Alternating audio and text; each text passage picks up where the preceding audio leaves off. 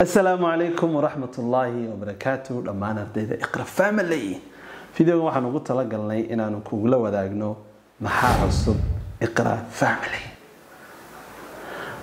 qodobka koowaad ee cusub wuxuu noqonayaa in isbedel lagu yara sameeyay qaybta evaluation systemka ama qaybta qiimeynta ardayga intaanu gelin imtixaanka finalka. waxa lagu soo kordhiyay laba qaybood laga bilaabo hadda tahay elementary ila advanced. waxa lagu soo kordhiyay wax la yaqaano active listening. macnaheedu waa maxay active listening? active listening waxa weeye inta lagu diro dhageysiyo ama video aad ku dhex daawato fasalka dhexdiisa ayaa su'aal laga weydiinaya wixii aad ka fahantay. waxa la doonayaa inaad wax badan ku soo dhageysato guriga iyo class-kaba. marka active listening waxay qiimeynaysaa ardaygu siduu wax u fahmay wixii uu dhageystay.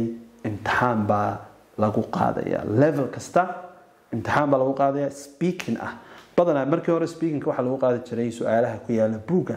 waxa lagu soo diray inaad wax dhageysato class-ka lagu dhageysan karaa, telegram-kana kala hadlaya lagu dhageysan karaa, meelo badan baad ku dhageysan kartaa.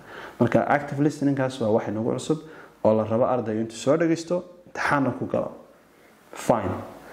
qodobka labaad waxa weeye number 2 book review. book review waxa weeye laga bilaabo tahay elementary ila advanced. waxa la akhriyaa buugaagba la akhriyaa. buugaagta la akhriyo lama iibsanayo.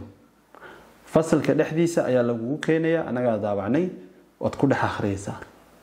haddaad doonayso guriga ku akhrisato PDF baa lagu siinaya, Telegram-ka lagu diraya, gurigaad ku soo akhrisanaysaa mobilkaaga. cidii iskeed u jecel inay iibsatana oo u furantay. laakiin waanu ku diyaarinay fasalka dhexdiisana lagu akhriyi doonaa insha Allah taala. book review markaad akhrido akhriskaaga la eegaya imtixaan baad ku galaysaa. manhajku waa ka gaar.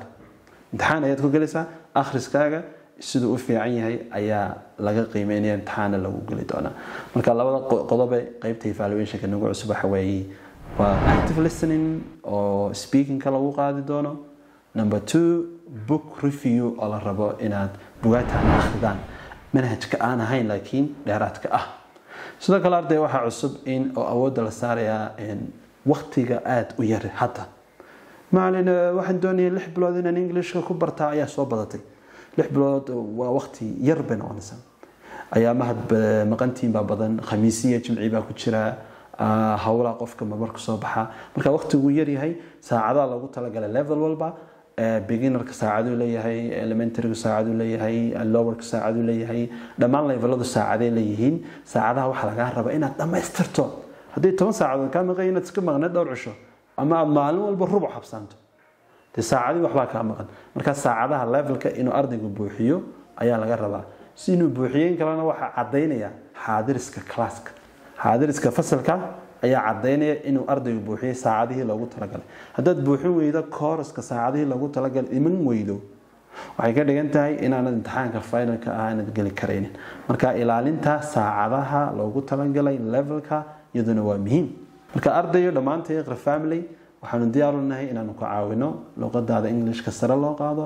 adiguna nagu caawi hoggaansanka shuruucda iyo dawada lagu qoro. loo qof xanuunsanayaa tahay dhakhtar baatmid iqra family baad u timid waxaad tiri waan xanuunsanayaa luqadii Englishka wax iga maqan yihiin dawaha la qoro baad tiri dawaanu ku qornay. maalmaha qaar oo lagu baahan kareena khamiisaha lagu yeedhaya, arbacooyinka saacada dheeraad lagu qornay kaalay. marka waxa soo dhan ka soo qayb qaado activity-ga class-ka ka soo qayb qaado. cid walba luqadda ku bari karayso waanu ku keenay. marka kubadda waa xaggaaga ardayo. waxaan kula dardaarminaa inaad qaybahan cusubna la qabsataan waqtigana aad ilaalisaan. oo la xagga waqtigaaba socdo iminkaba.